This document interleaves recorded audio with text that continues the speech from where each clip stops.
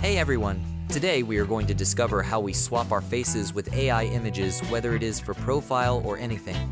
Let's make first trending AI images.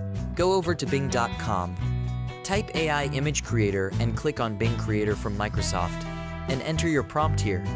After creation, these are the results.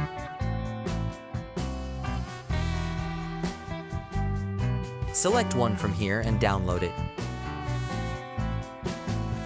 Next, go to remarker.ai.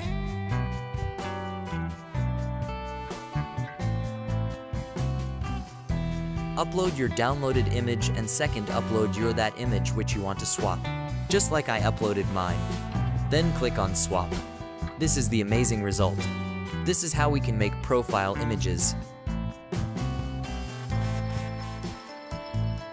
Let's practice another one as we first did. This is so useful for profile images. If you have any demand for creation of profile images, feel free to comment below. I can give you amazing prompts. Don't forget to subscribe. Thanks for watching.